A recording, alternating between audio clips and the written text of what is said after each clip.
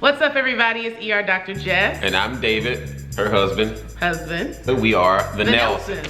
So, today we're going to be tackling topics pertaining to me. You were just going to mess up. I think you guys have been introduced to me over the last couple of months.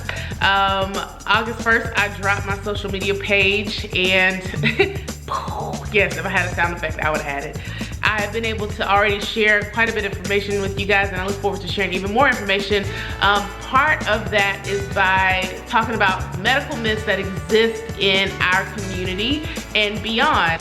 And there's a lot of myths and a lot of health things that we do for our health that isn't technically in a science book or a medical book. Things that we believe are accurate and correct that may not be medically based or medically sound. I reached out to a lot of my elders in my family to hear what they have to say as far as these particular myths go, and I can tell you we got a lot to share. Right. So we are here to either confirm or debunk those myths. David. Yes. First myth. Okay. Do you catch a cold by being cold? Yes. Do you catch a cold by being cold? How else you gonna catch a cold? Okay. So if you go outside, okay, all right, case in point. You go outside, it's raining, it's cold, go out there without any socks, shoes on, no shirt, whatever. My grandma, you go catch a death of cold out there.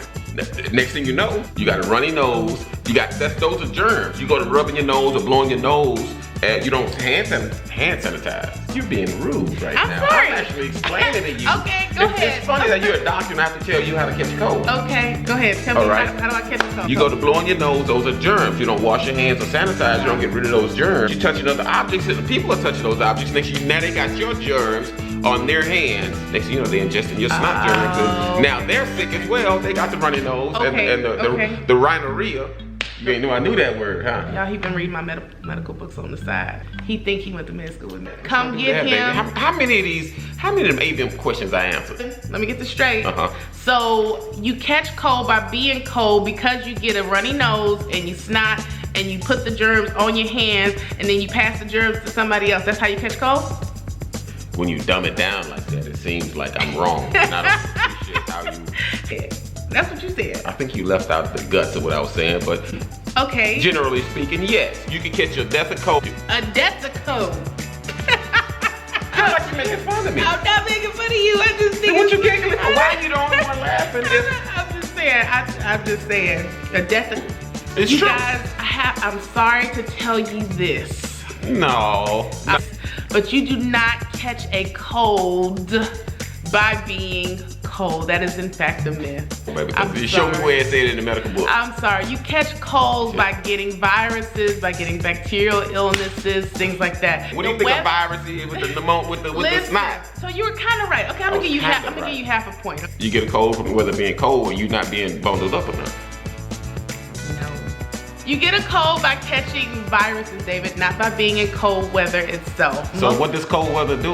Well, why do I get a chill in my bones? It ain't the Holy Ghost all the time. You don't catch a cold by being cold. You catch a cold by viruses, with the top two most common viruses being rhinovirus and coronavirus, okay? Viruses typically try to enter the body through the nose. The anatomy of our nose helps to prevent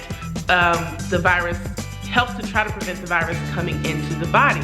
When it's cold outside, viruses typically thrive. They do a lot better in cold conditions than they do in warm conditions, which is why things like the flu season and just viruses in general typically tend to attack and become widely spread in the population during the cold winter months, like September all the way through about February. The mucus, not only does the virus thrive in the winter and the cold winter months, but the mucus and the anatomy of our nose and oropharynx, meaning like our nose, mouth, throat, kind of slows down and dries out. Why are you looking at me like that? I'm learning.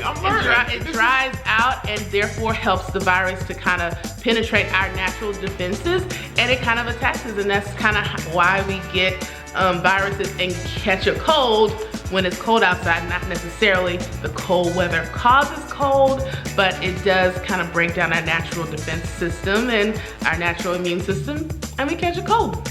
So long and short answer. David, did that answer the question, I think? I think you made up some medical mumbo jumbo just to prove me wrong, and I was right anyway. You were half right. You spent what I said and made it sound real fancy and educated. You were half right. Trying to impress your people. He was half. Thanks for watching Medical Myth Tuesdays. Tune in next week. We'll have another myth that we will either confirm or debunk for you. Yes, we will. You're so dumb.